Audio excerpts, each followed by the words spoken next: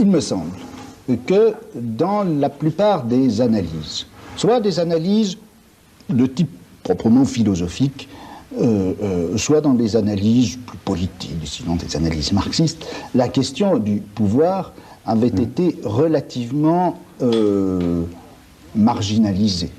Simplifiée. Ou en tout cas, c'est ça. Ou en tout cas, simplifiée. Ou bien il s'agissait de savoir quels étaient les fondements juridiques pouvant légitimer un pouvoir politique, ou bien il s'agissait de définir le pouvoir dans une fonction de simple conservation ou reconduction de rapports de production. Oui. Alors, il s'agissait de la question philosophique du fondement ou de l'analyse historique de la superstructure. Ceci me paraissait insuffisant, m'a paru insuffisant pour un certain nombre de raisons. D'abord parce que je crois, et un certain nombre de choses dans les domaines un peu concrets que j'ai essayé d'analyser le montrent, les rapports de pouvoir sont beaucoup plus profondément implantés qu'au simple niveau des superstructures. Bon. Deuxièmement, la question théorique du fondement du pouvoir est importante, mais je m'excuse, le pouvoir ne fonctionne pas à partir de son fondement. Bien sûr.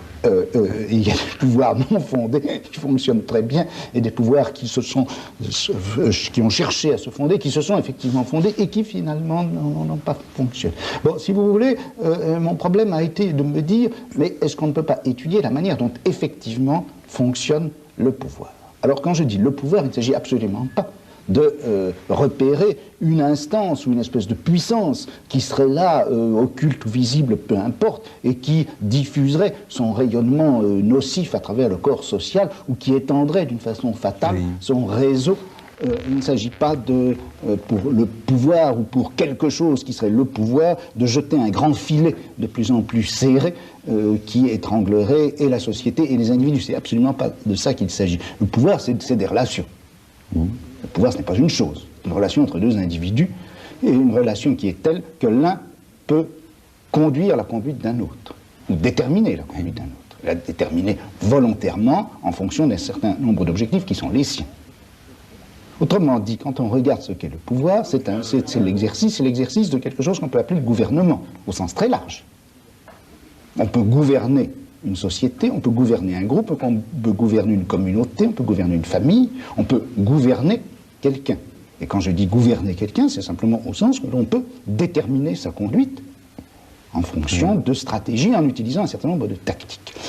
Donc, si vous voulez, c'est la gouvernementalité, au sens large, entendu donc comme ensemble des relations de pouvoir et techniques qui permettent à ces relations de pouvoir de s'exercer. C'est cela que j'ai essayé d'étudier. Comment est-ce qu'on a gouverné les fous?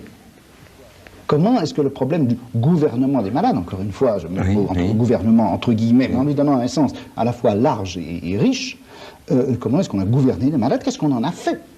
Quel statut on leur a donné? Où est-ce qu'on les a placés? Dans quel système de traitement, de surveillance aussi, de bienveillance, de philanthropie, de quel champ économique les soins apportés aux malades? C'est tout cela que je crois il faut essayer de voir. Alors, c'est certain que cette gouvernementalité n'a pas cessé, d'un certain point de vue, de devenir plus stricte au cours des âges. Le pouvoir dans un système politique comme ceux qu'on a connus au Moyen-Âge, ces pouvoirs, entendus au sens donc le gouvernement des uns par les autres, étaient finalement assez lâches. Le problème, c'était de faire le prélèvement fiscal qui était nécessaire, qui était utile ou qu'on voulait. Bon, ce que les gens faisaient dans leur conduite quotidienne n'était pas très important pour l'exercice du pouvoir politique. Il était important sans doute dans le pastorat ecclésiastique. Pour le pouvoir ecclésiastique, pour le pouvoir politique, il est devenu un moment où ça a été très important. Et où, par exemple, maintenant, pour prendre une chose très simple, le type de consommation des gens devient quelque chose qui est important économiquement, qui est important aussi politiquement. Et c'est vrai que le nombre d'objets qui deviennent objets d'une gouvernementalité réfléchie à l'intérieur de cadres politiques, même libéraux, ce nombre d'objets a considérablement augmenté. Mais je ne pense pas non plus qu'il faille considérer que cette gouvernementalité prenne forcément la forme de l'enfermement, de la surveillance et du contrôle.